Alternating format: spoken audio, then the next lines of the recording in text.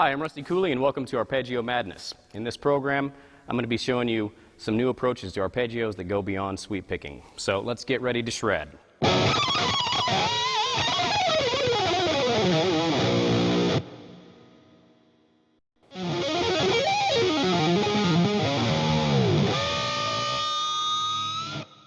All right, arpeggios are a pretty advanced subject, so if you don't have strong fretboard visualization, you might want to check out my DVD, Fretboard Autopsy 1 and 2. These lessons are going to help you really unlock the fretboard so that you can start to see the neck as a whole. And when you can see the neck as a whole, not only can you see all of the notes in key, but you can also see all of your arpeggio possibilities, which is going to make connecting this stuff and putting it together and using it on your fretboard a whole lot easier. You'll be able to blend your arpeggios with your scales and make melodic concepts and statements, and everything will just flow much more fluidly. Again, you'll be able to visualize everything on the neck. You'll look down at the neck and every note in key will light up in your mind's eye like tiny little LEDs, and that is really your roadmap to freedom. When you can see the neck as a whole, you can see everything. You can see all your chordal possibilities, arpeggio possibilities, scale possibilities, and whatever you choose to do, you'll be able to do. All you have to do is begin to play, because all the notes are there and you can see them, and that's really the key. All right, to get the most out of this program, it's really important that you have a good knowledge of chord scales and how the chords work in the key, because this directly applies to your arpeggios. So please refer to the tab book for further explanation.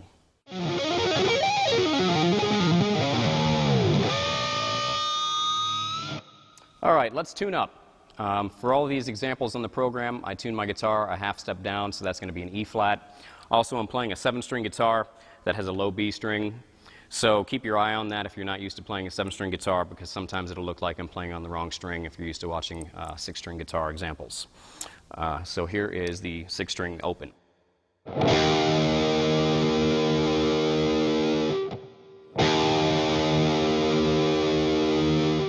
Here's the 5th string.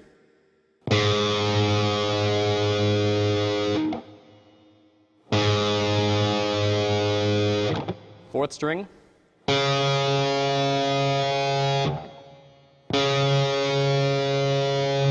Here's your 3rd string.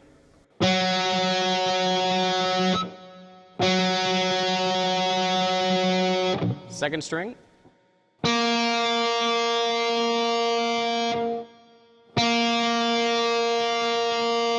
And your 1st.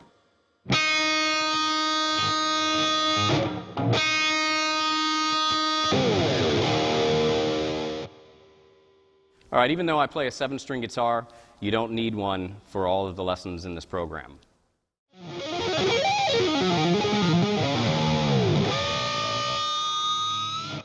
All right, now I'd like to talk a little bit about sweep picking, because a lot of these examples in this program are going to be using sweeping.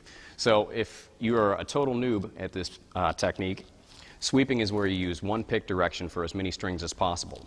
So you have to do if you're ascending, you're going to be doing a downward picking motion toward the floor, and it's important to understand that this is one continuous motion. It's not like if we were doing a 6-string arpeggio, an arpeggio that used all 6 strings, it wouldn't be 6 individual down picks. It would be one continuous flow of the down pick, and then when you would descend, it would be the same thing, coming up like this. So down, up.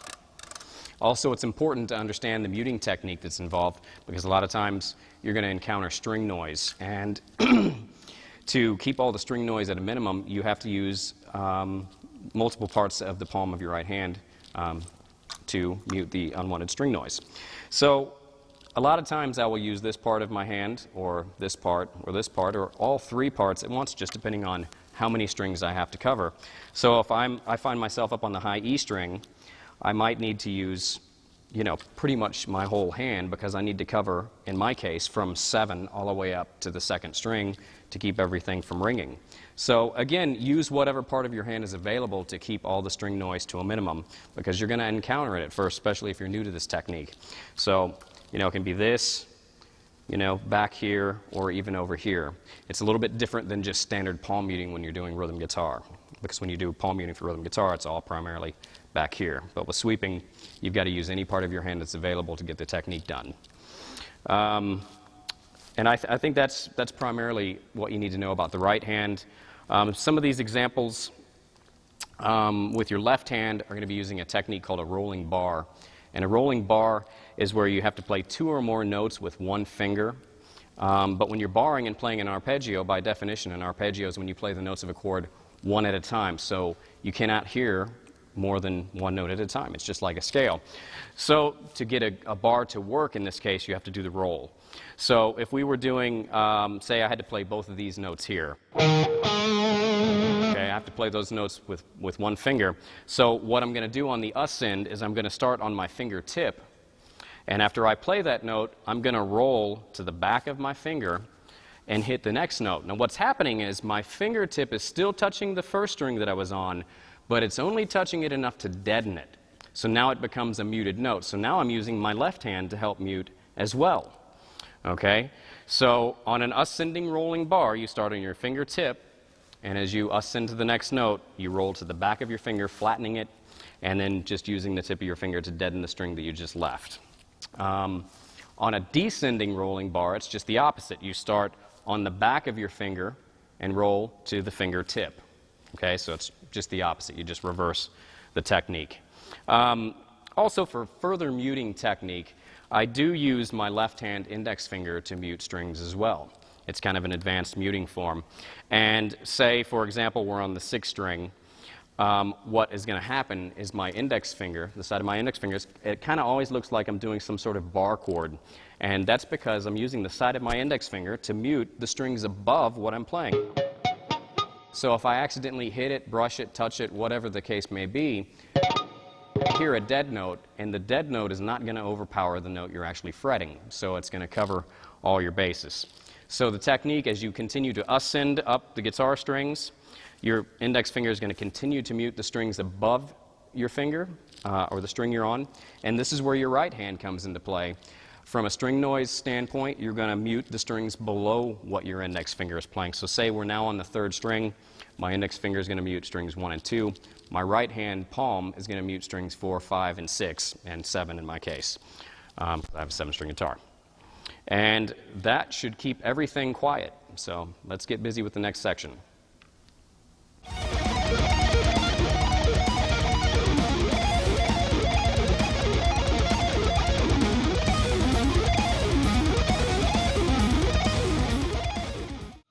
Okay, in this lesson we're going to be covering some A minor arpeggio shapes that cover 5 and 6 strings. We're going to have 3 initial shapes that cover all 6 strings and 2 5-string shapes that are derived from the initial 6-string shapes. And if that doesn't make a whole lot of sense right now, get out the tab book and look at the diagrams, because when you check it out, it'll make complete sense. So let's get busy and check it out. Here's your first 6-string shape.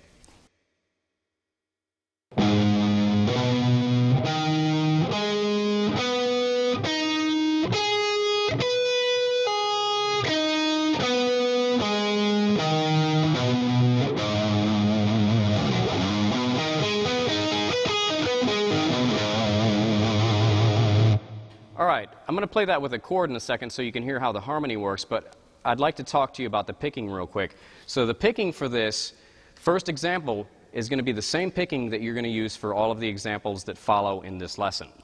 So the picking is going to be up, down, down, down, down, down, down, up, and then you're going to pull off, and then you're going to continue up, up, up, up, up, and down. So one more time slow with some volume.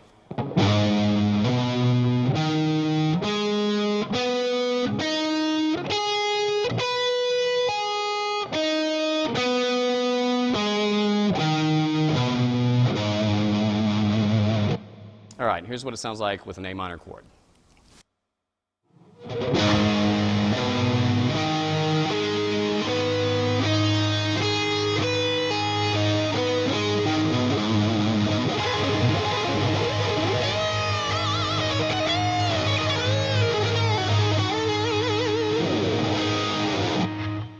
All right, example number 2 is going to be the first derivative, and it covers strings 2 through 6 and goes like this.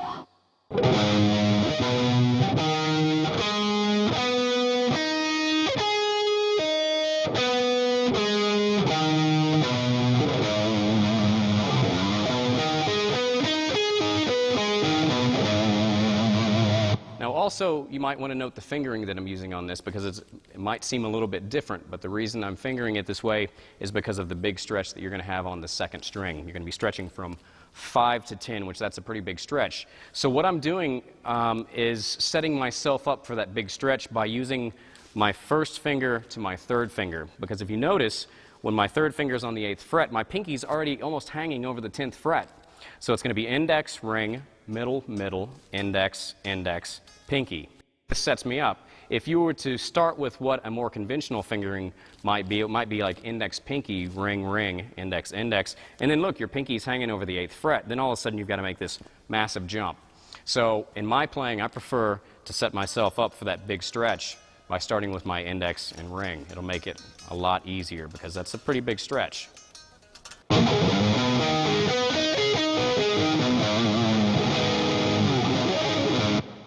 Okay, example number 3 is going to be in the same position. This is going to be the second variation from the first shape, and we're going to be starting on the 5th string, 3rd fret. So this is going to be a 1 through 5. We're covering strings 1 through 5 on this arpeggio.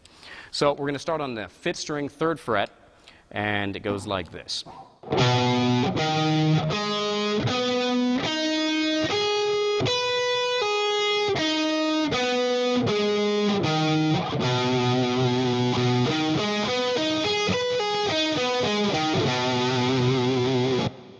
And again, I'm kind of using a weird fingering on this, but I'm doing it because it's setting me up to get a cleaner, smoother bar. Or actually, it's not a bar. I'm doing it to get away from the bar.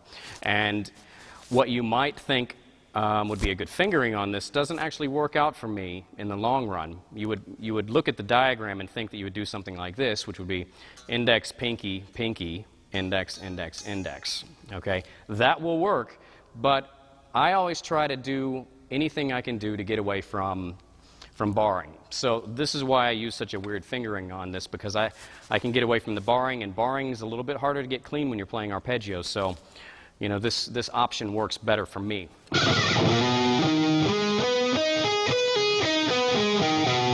So that's going to be index, pinky, ring, index, middle, index, pinky, index, middle, index, ring, pinky, index. That's kind of a crazy fingering, but it really works out good.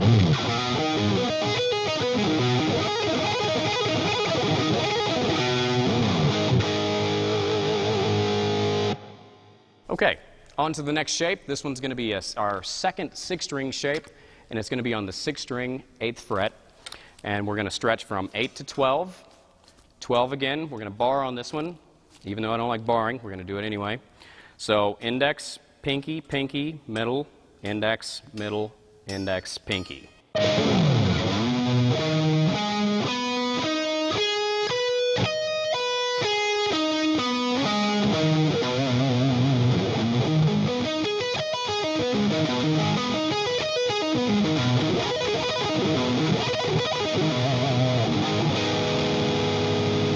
All right, the first derivative based on this shape is going to be on strings 2 through 6, starting on the 6th string, same fret, 8.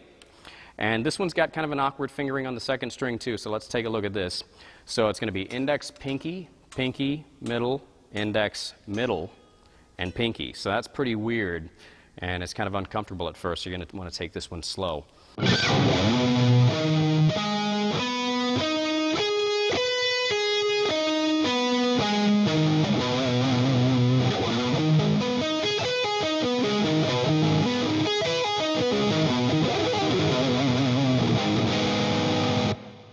All right, the second derivative from this shape is going to be on strings 1 through 5. We're going to be starting on the 5th string, 7th fret.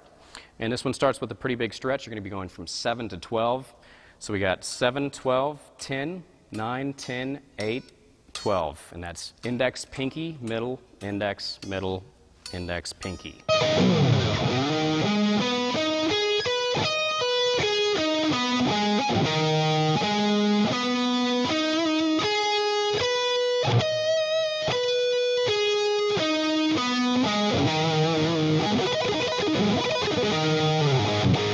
It's one of my favorite shapes, no barring, so it's awesome. All right, for the final 6-string shape, We're going to be on the 6th string 12th fret, and this one has a unique fingering also. If you don't follow the fingering on this one exact, by the time you get to the 1st string, you've actually ran out of fingers to make the arpeggio work. So let's take a look at that. Index, pinky, ring, middle, ring, middle, index, pinky. So 12, 17, 15, 14, 14, 13, 12, 17. So that's kind of weird, because if you look at the pattern, it looks like you should do something like this. But as you see, when you get to this string, you don't have another finger for that note.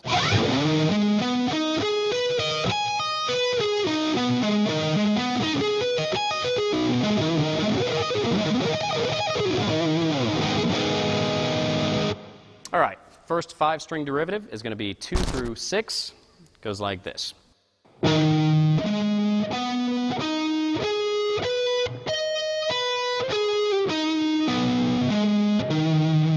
This one has a pretty easy fingering to grasp. It's index, pinky, ring, middle, middle, index, pinky.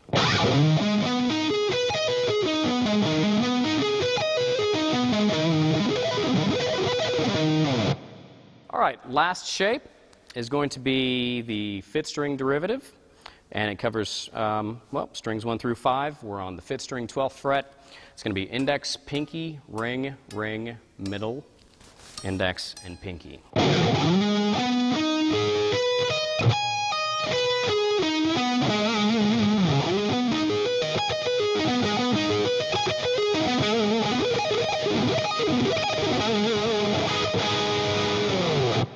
All right.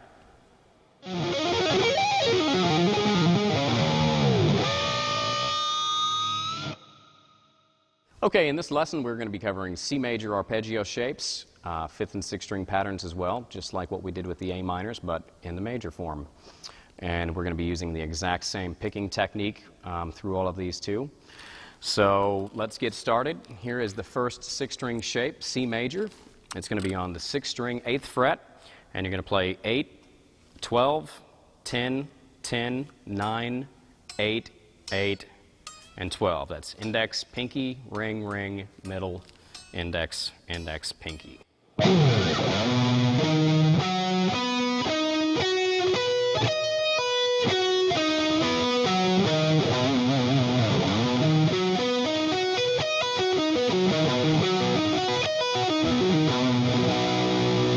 here's what it sounds like with a C major chord behind it.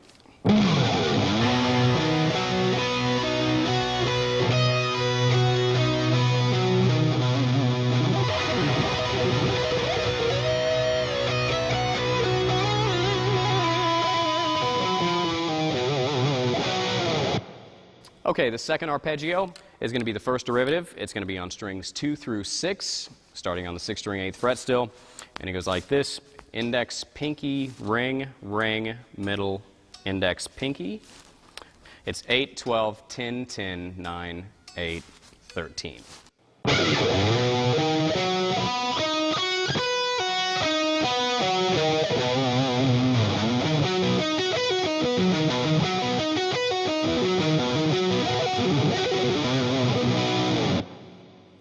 Okay, the second derivative is going to be on strings 1 through 5. Same position, but we're going to be on the 5th string 7th fret, and it's going to go 7, 10, 10, 9, 8, 8, 12. It's going to be index, ring, ring, middle, index, index, pinky.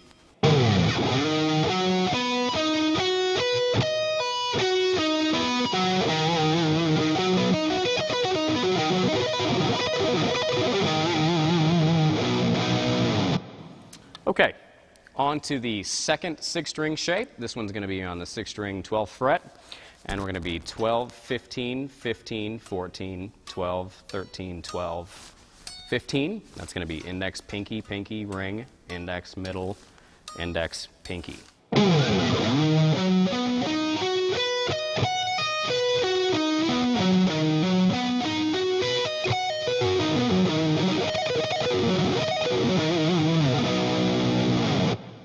All right, on to its first derivative. This is going to be strings 2 through 6.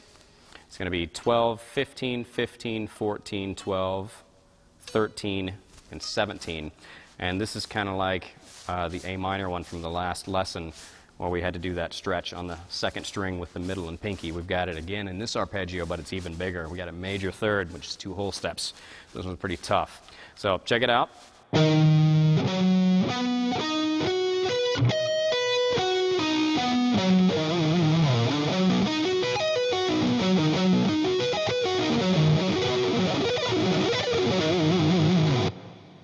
And the second derivative is going to be 1 through 5 on the strings, and we're going to start on the 5th string, 10th fret. It's going to be 10, 15, 14, 12, 13, 12, and 15.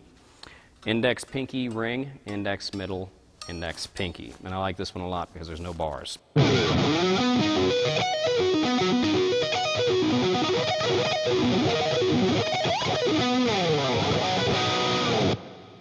All right. On to the third 6-string shape, and this one's going to be on the 6th string, 15th fret, and the fingering is going to be index, pinky, ring, middle, middle, middle. So we got 3 strings that we have to do a rolling bar on. It's kind of tricky.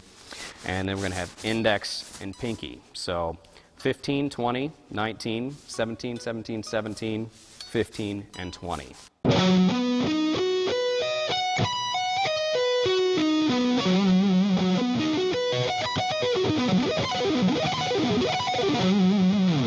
Alrighty, the first derivative is going to be strings 2 through 6, starting off the same way. The big change is just on the B string. So it's going to be 15, 20, 19, 17, 17, 17, and 20. Now notice this time when I'm doing the rolling bar on strings 2, 3, and 4, I'm doing it with my index finger. Okay, so.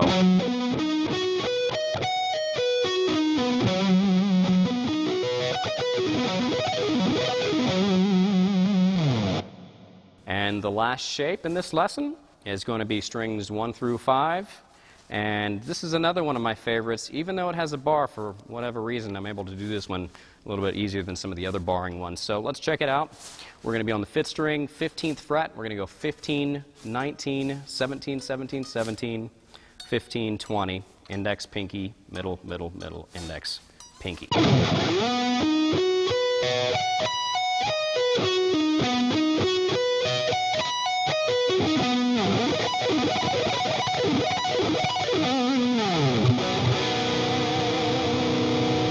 All right, that does it for this lesson.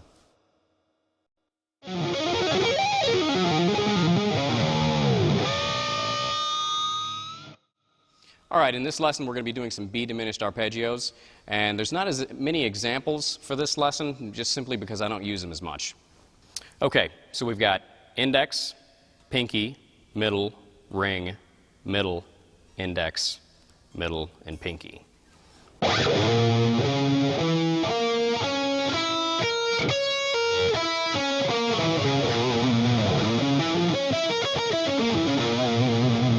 All right, here's what it sounds like with a B diminished chord behind it.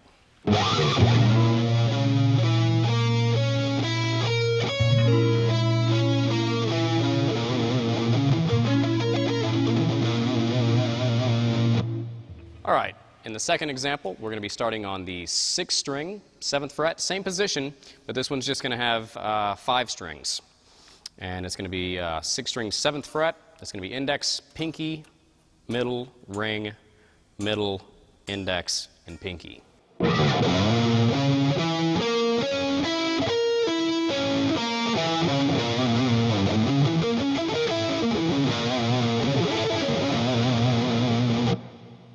All right, here's the third shape. We're going to be starting on the 5th string. It's going to be the 8th fret. We're going to be stretching from 8 to 14. It's going to be index, pinky, ring, index, ring, index, pinky.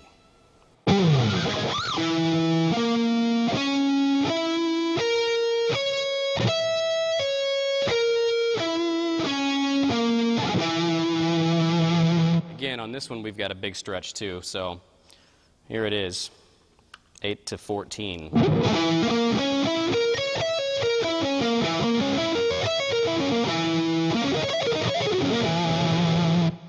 Okay, on this next shape we're going to be on the 6th string, 13th fret, and we're going to be stretching from 13 to 19. And it's going to be index, pinky, ring, middle, index, pinky. It's 13, 19, 17, 15, 16, 15, 13, and 19.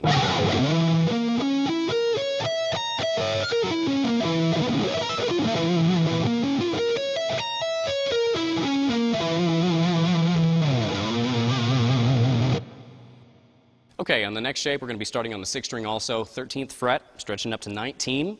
So 13, 19, 17, 15, 16, 15, and 18.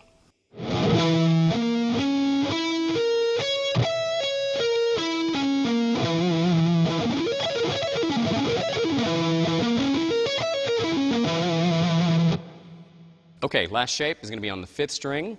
We're going to be on the 15th fret. It's going to be 15, 17, 15, 16, 15, 13, and 19. Index, pinky, middle, ring, middle, index, and pinky.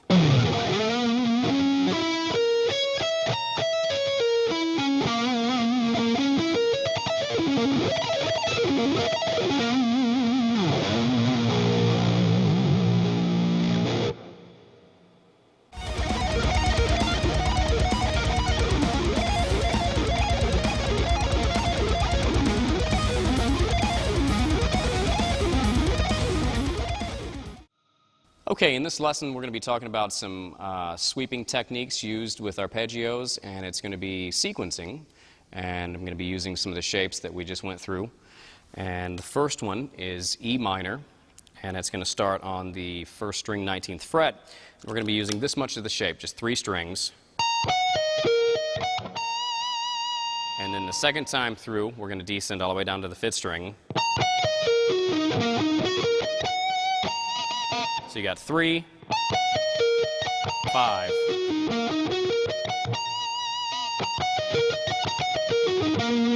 And let's talk about the picking on that. The picking is going to be down, up, up, up, down, down, up, pull off, up, up, up, up, down, hammer, down, down, down, down, up. Okay?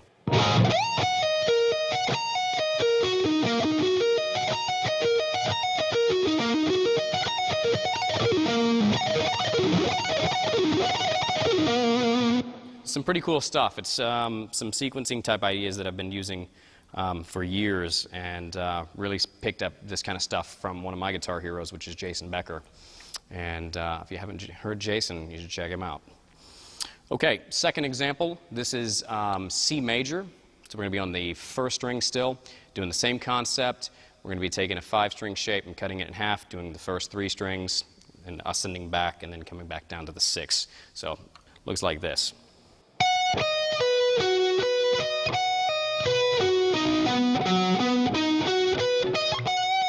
Also, the picking on all of these examples is going to be the exact same thing for number 1, or as number 1.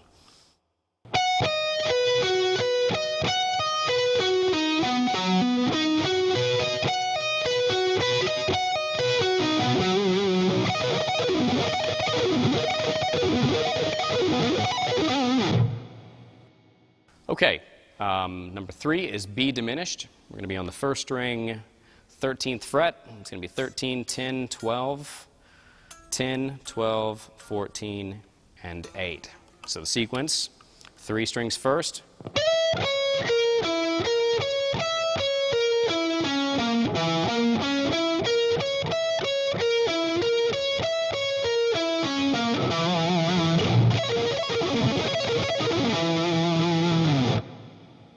All right, here's what the first 3 just sound with a little rhythm guitar behind it. Ready? Let's check it out.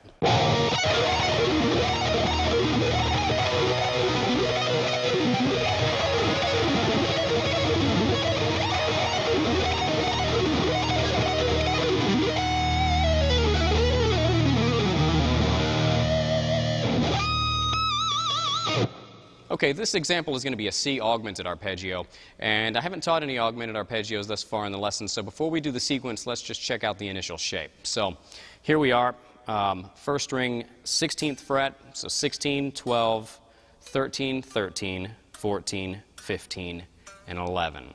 And watch that rolling bar on the B to G string, okay, 2nd to 3rd. So the sequence goes...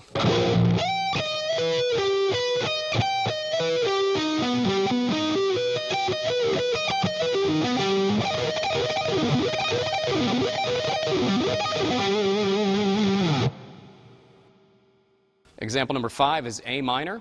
We're going to be on the first string, 17th fret. It's going to be 17 to 12, and then 13, 14, 14, 15, and 12. The sequence is...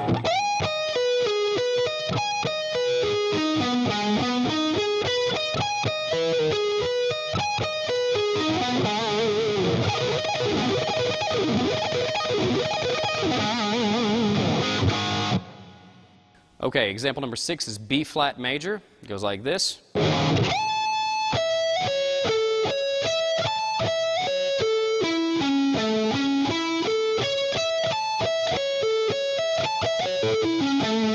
This one's kind of tricky because of the 3-string rolling bar, so be careful on that.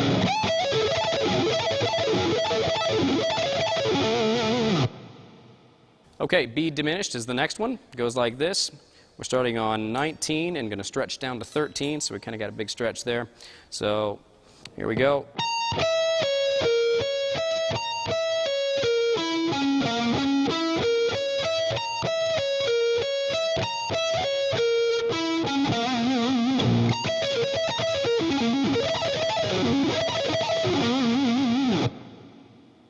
All right, and the last example is another C augmented, and the reason I'm showing you this is because the augmented triad actually inverts in major thirds, so the shape is actually the same thing. We're just going to start it up on the next note of the arpeggio.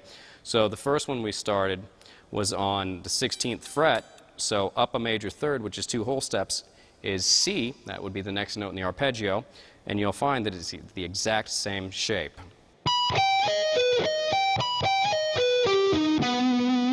This one just begins and ends on the root note.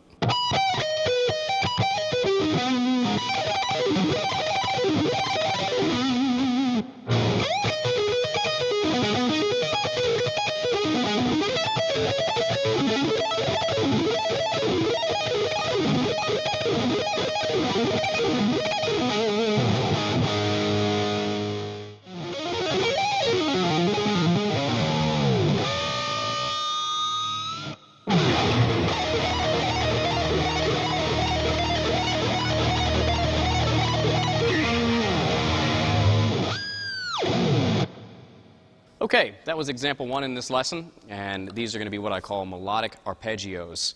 And the reason I call them melodic is basically because when I'm playing this kind of stuff, I don't really think too much about the notes that I'm adding in and how they relate to the chord. For example, if we did analyze example number 1, we basically have an E minor triad right here, and then I add in this note right here on the 20th fret, which is a C. And C is actually the flat 6 of E. And then I add in this note over here on the 14th fret, which is an F sharp, and that's a 2. So harmonically, I'm adding in a flat 6 and a second. But like I said, when I'm playing this stuff, I don't really think about those notes that I'm adding in because it's all diatonic, which just means that are notes contained in the key. So this would be E natural minor. And I know that when I add in either one of these notes, it's going to work in the key and sound good. So here's the lick slow.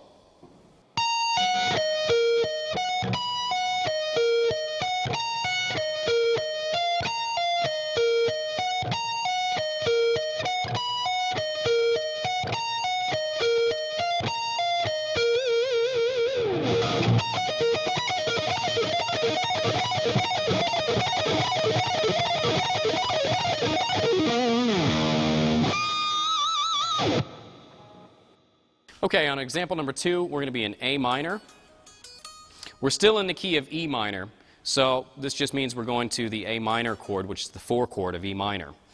And that modal relationship there would be a Dorian context. So in Dorian, we have a major 6, the A Dorian minor mode, 1, 2, flat 3, 4, 5, 6, flat 7, 8. So on this first extension, I'm going to be adding the F sharp, which is the 6 of Dorian. So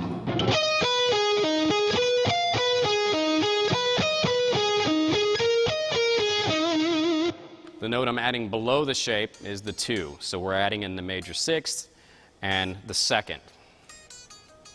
Also, the picking on this is going to be down, up, up, up, down, down, up, pull off, and then just follow through each ascending and descending pattern with that same picking.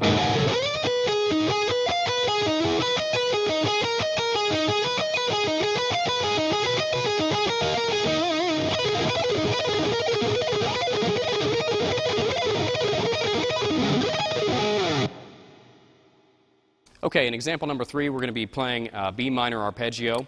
So this would be relating to the B Phrygian minor mode as far as where I'm getting the extensions from. So the initial arpeggio is this shape. And then we're going to be adding in the flat 6, which is the G. And then the note that makes it especially Phrygian is the flat 2. And that's a pretty cool sound. So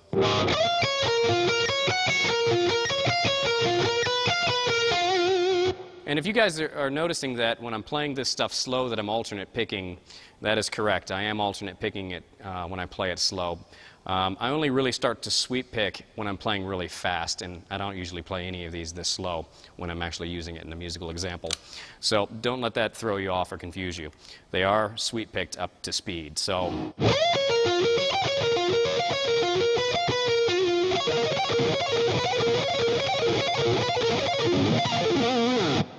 okay, the next example is going to be G major.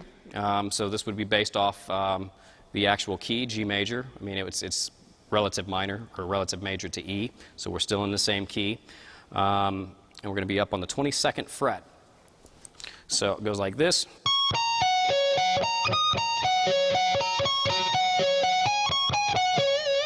So we're going to be adding in the major 6th, up on the 24th fret, and the 2nd on the 17th fret.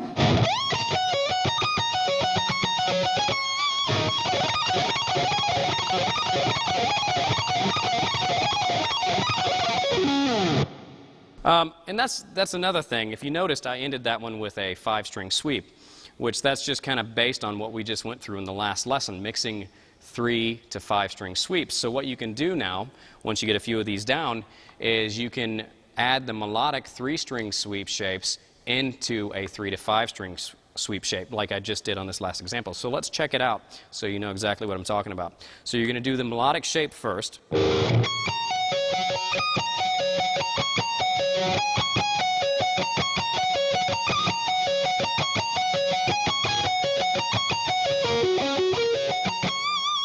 And you don't really have to do it just the way I played it. You can throw it in any variation in any way that makes sense for you. So here's one way that I might do it.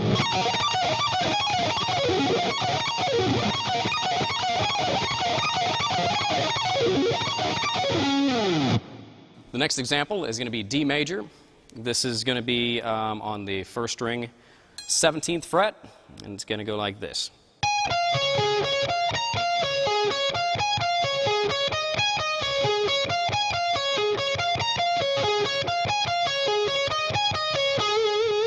Now, if you noticed, it's the exact same thing that I just did for the G major one, and that's because the D major and G major chord are closely related. They have the same 2nd and 6th, and they're both majors, so that's all 1, 3, 5, and adding in the 6th and 2nd.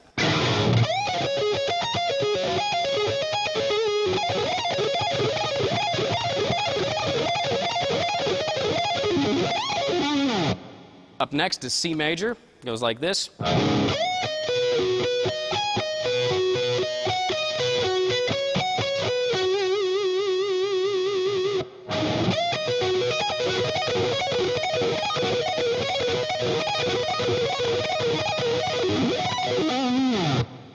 Okay, example number 7 is going to be F sharp diminished, and it's up on the 1st string, 20th fret. It goes like this.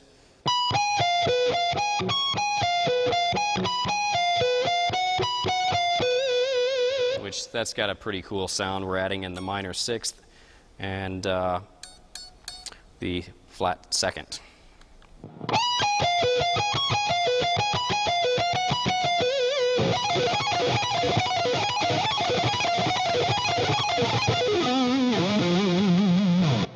All right, on this last example, we're going to be doing another variation on the C, and in the key of E minor.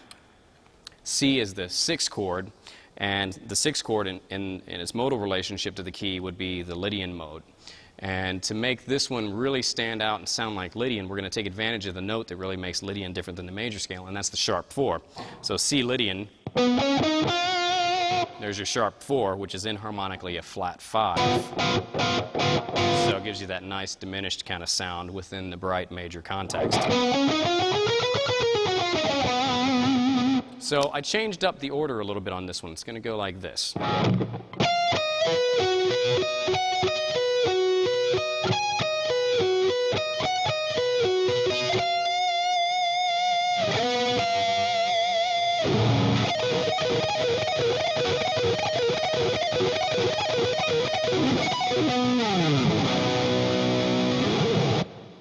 All right, and before I completely wrap up this section, I would just kind of like to show you some of the things that you can do with this. You can actually take a couple of these and put them together in just whatever order melodically sounds good to you. So we could start and do something like this.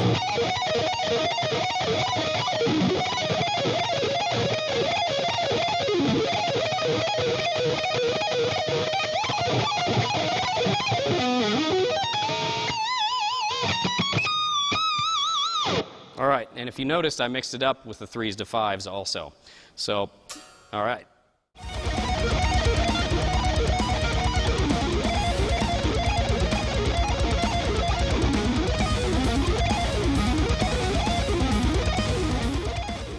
Talking about some fifth string root major 7th arpeggios that you can also add in some variations to. And let's just get started, and as we make the variations, I'll explain them.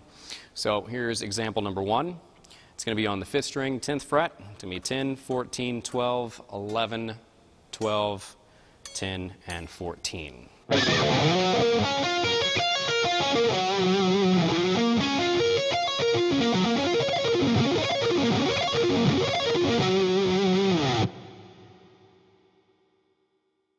Okay, in this next example, what I'm going to be doing is adding a note a half step higher than the note we ended on. So the last note of the initial shape was the major 7th. And what I'm going to be doing is just adding in the octaves. So we're going to have 3 notes on the high E string. And then when I descend, I'm going to add in a note a half step below the root note, which is the note we started on. And that is actually the major 7th. So what we're doing is adding in the octave on top and the major 7th on bottom. And the picking is going to be a little bit different because we're going to have a legato roll on the high string, the high E, and then I'm going to do a slide on the lowest string. So it goes like this.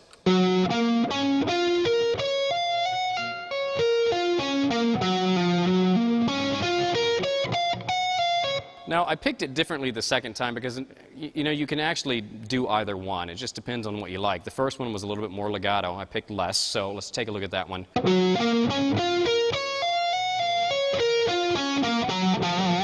Or you could do...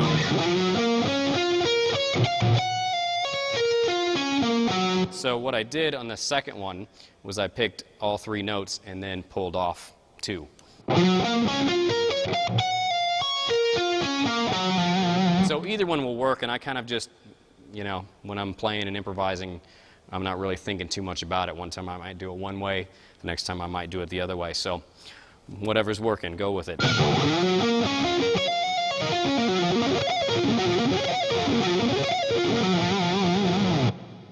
Another thing that you can do with this arpeggio that's really cool is you can try to practice it all legato, because a lot of times when guitar players are first learning how to sweep pick, their right and left hands aren't syncing up, and the connection that most players don't make is that it's not really this hand, it's usually this hand, because you're now playing a new technique, which is primarily 1 note per string playing for your left hand. So your left hand's usually used to doing 2 or 3 notes on a string, which gives you, you know, plenty of time for each finger to continue doing something before it continues to the next string.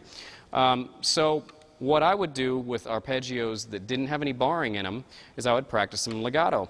So what you can do to make this technique work and keep a string noise to a minimum, which is important, is I'll take my index finger and I'll just kind of reach over, and all it's doing is muting the strings so I don't get any unwanted string noise, because when you're doing it 100% legato, you can't mute on this side of it because you'll get a muted note. So you can try this.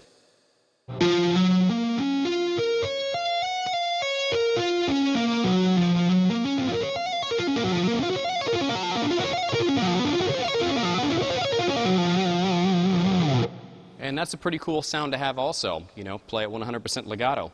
Sometimes I'll only sweep when I'm ascending, and then I'll play it all legato on the descend. So again, it's just more options. You can mix it up based on your feel in that given moment.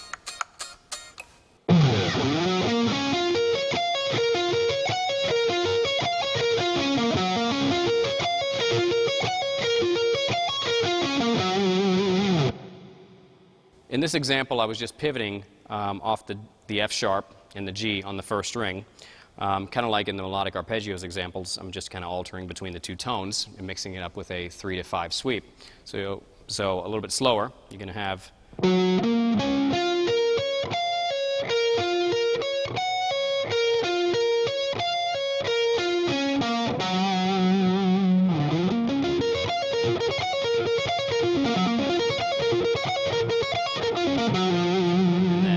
To come in on the end and in and on the major 7. It's very melodic to end it.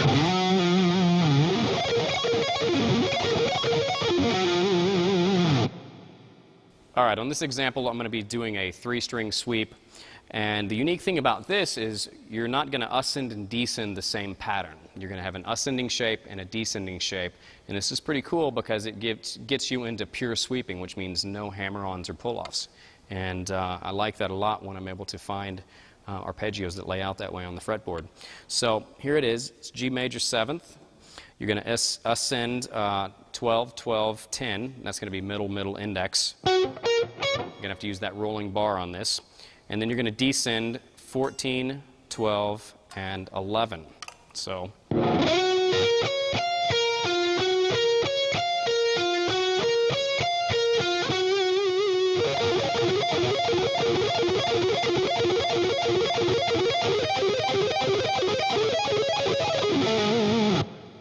All right, and then on the end, I just moved it up to A and B flat. It's pretty cool sounding, and enjoy doing that.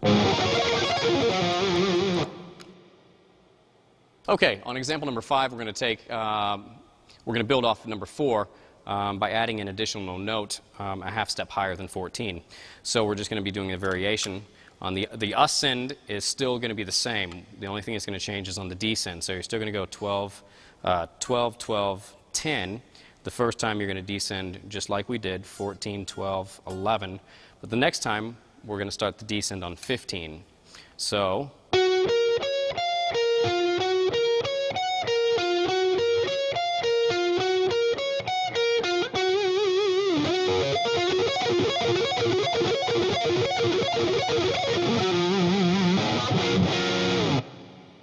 All right, here's how some of these examples sound over a G major 7 chord.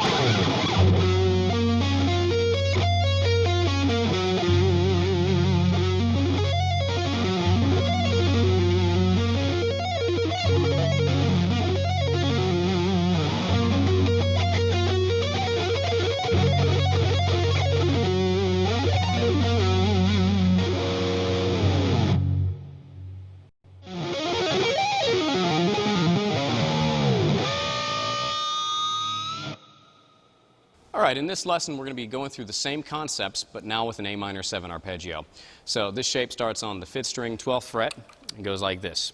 12, 15, 14, 12, 13, 12, and 15. The sweeping is going to be the exact same as the sweeping we did in the major 7th lesson.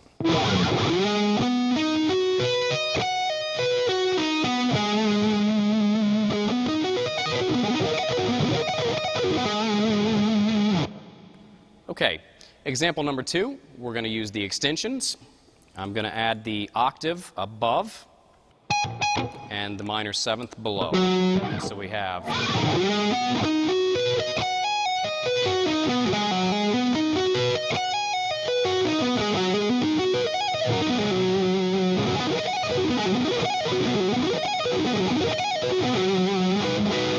That's pretty cool, and the legato version.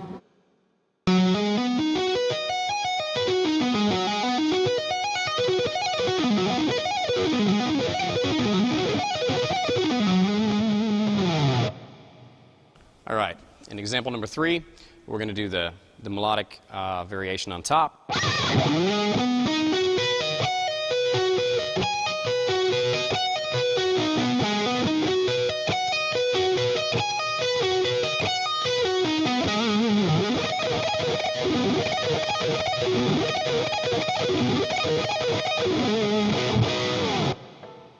All right, example number 4 is going to be the 3-string shape.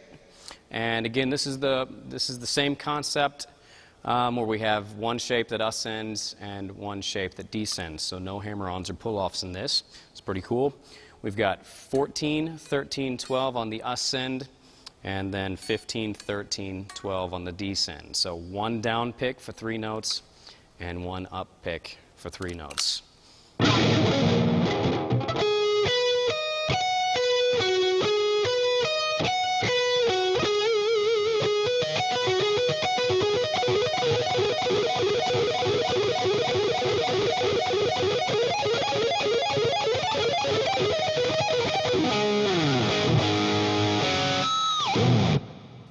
All right, the last example is going to be doing some melodic variations on the high E string. So we have, let's check it out. We got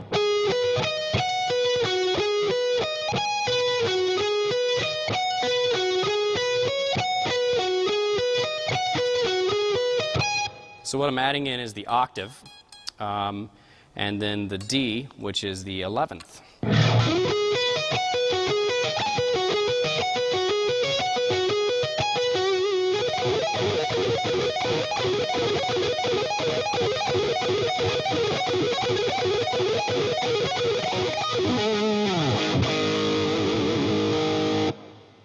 All right, now here's what a couple of these sound like over an A minor 7th chord.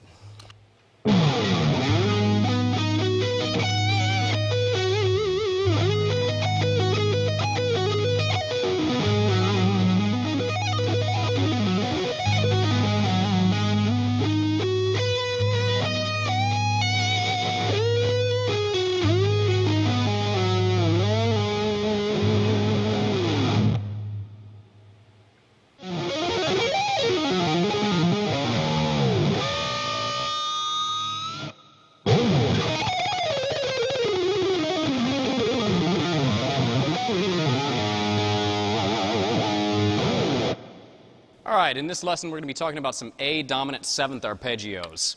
So let's get started. 5th string, 12th fret. Here is your initial shape.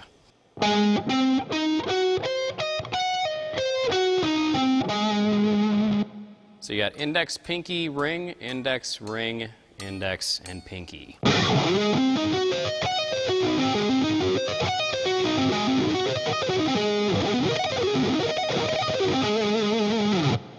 All right, the second lick is going to be where you add the extensions above and below. And this one's got a pretty big stretch on it. You're going to be going 10, 12, 16. And then you're going to come over with your ring finger, index, ring, pinky. So.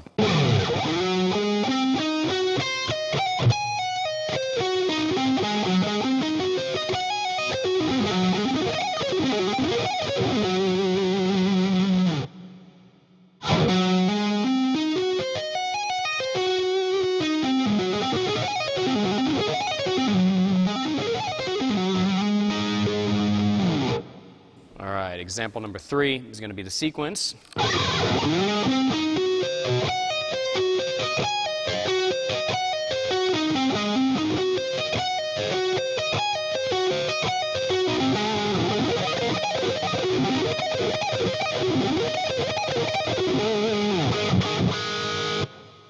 And number 4 is going to be the 3-string, all sweeping, no legato example.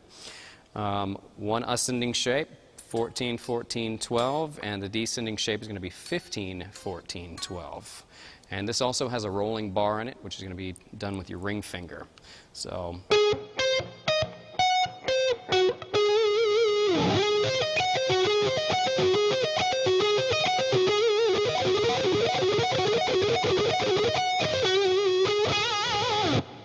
And example number 5, we're just going to do that with some extensions.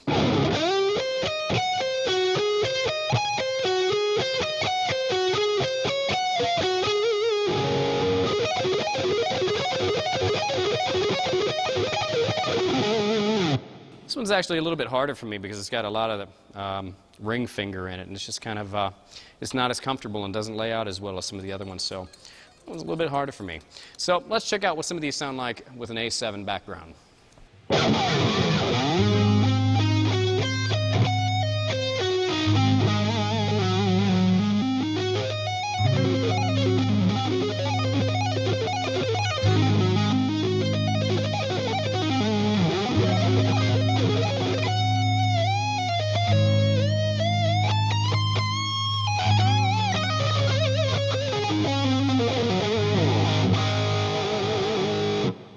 All right, and a little improv thing on the end was based on the A Mixolydian scale, which is mode 5 in the key of D major.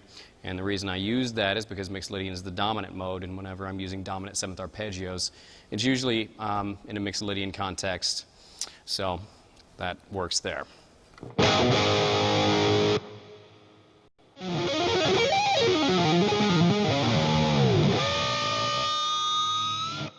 All right, in this lesson we're going to be talking about F sharp minor 7 flat 5 arpeggios. So let's get started.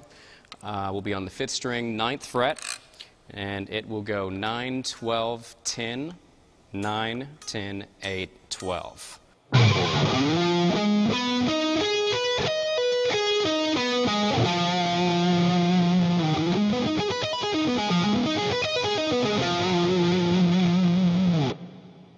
All right, example number 2, we're going to add in the extensions. So on the top, I'm just going to be adding in the F sharp, which is the root note. On the bottom, I'm going to be adding in the E, which is the minor 7th.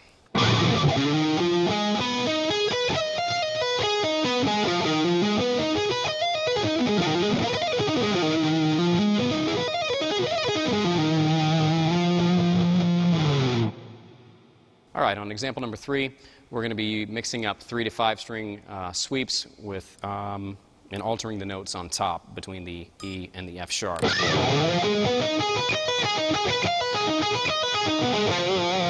So it's kind of the melodic sequence approach.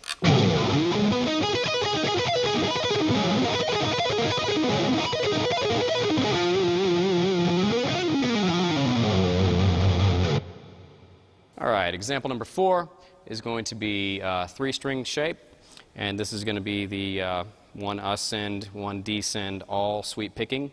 So you've got 11, 10, 8 on the ascend, and 12, 10, 9 on the descend.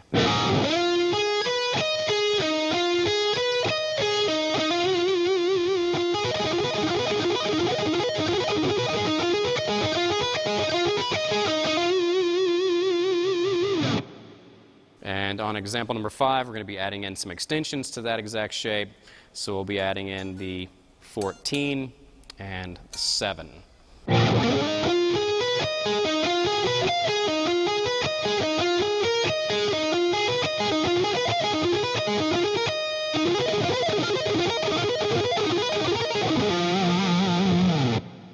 All right, and now over an F sharp minor 7 flat 5 chord.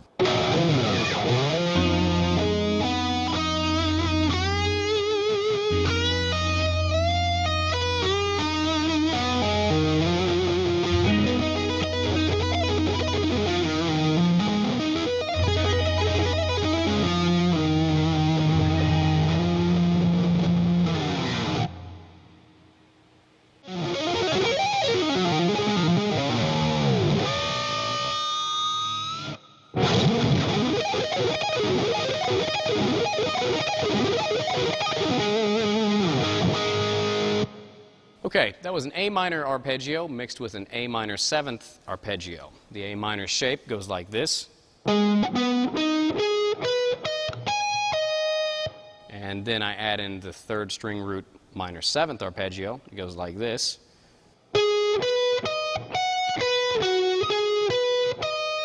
And then I tag it back to the A minor arpeggio. So all together slowly.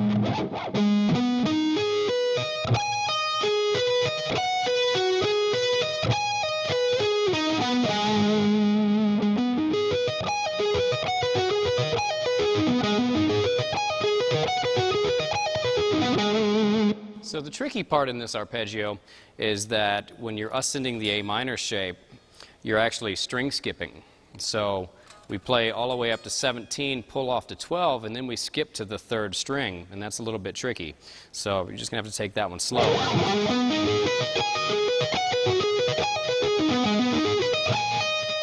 So when I'm ending on the first string, up, down, down, down, down, down, up, pull off. So my last picked note on the high E string is an up pick, and then I skip over to the third string and start my next shape with a down pick. So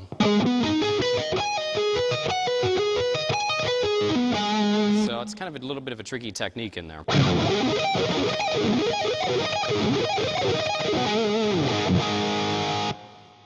All right, here's what it sounds like over an A minor chord.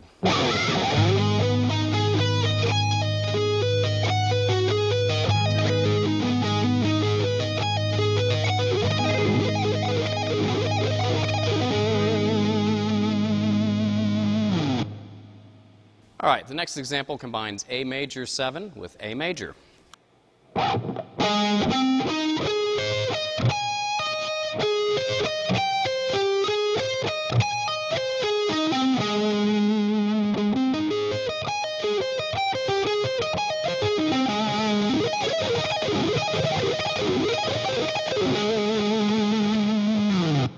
And this time we're going to play it over an A major 7 chord to an A5 power chord with a little bit of distortion.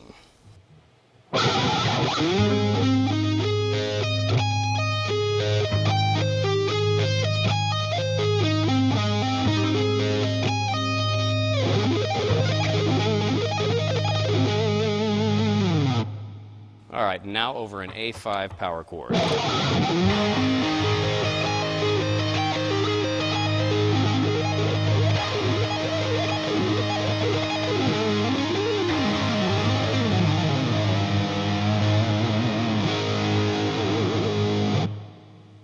All right, here's the next one. It goes like this. And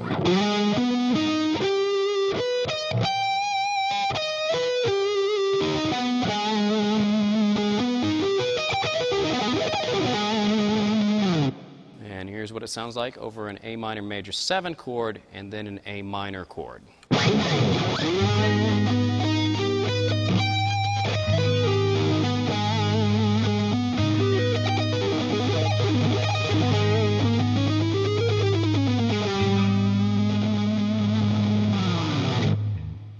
All right, and the scale that I played there at the end was A harmonic minor, and the reason I played that is because that is the scale that matches up with the A minor major 7 arpeggio.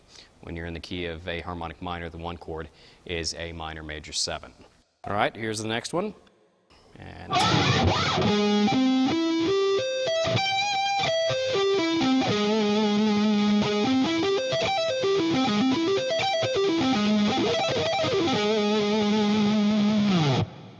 all right, here's the next one. It goes like this.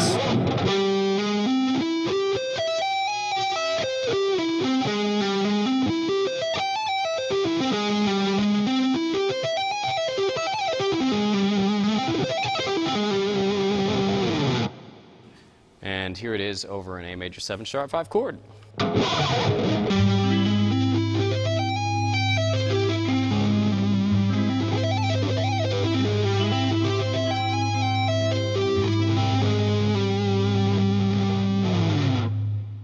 All right, and the A major 7 sharp 5 chord, or just major 7 sharp 5 in general, can be found in the harmonic minor scale as the 3 chord, or it can be found in melodic minor as the 3 chord also. So there's a couple of application tips for you.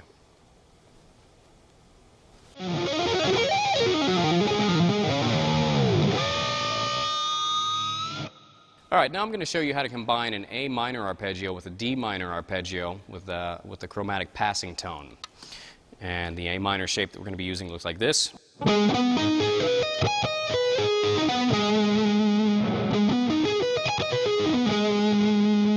All right, here's your D minor shape.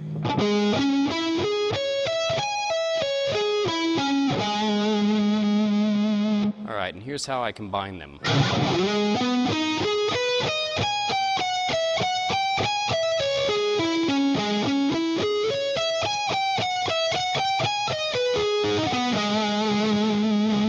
All right, so we're combining them on the first string.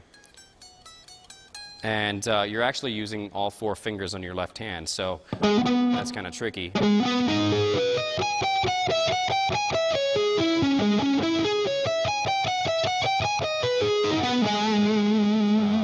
But it's really cool, and I kind of got this idea from listening to classical music, like guys like Chopin. Does a lot of chromatics in some of his pieces.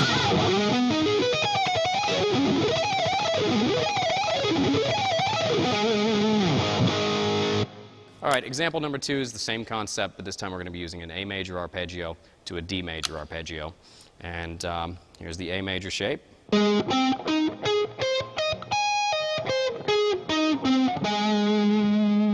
And here's the D major shape. And then we're going to connect them on the high E string like this.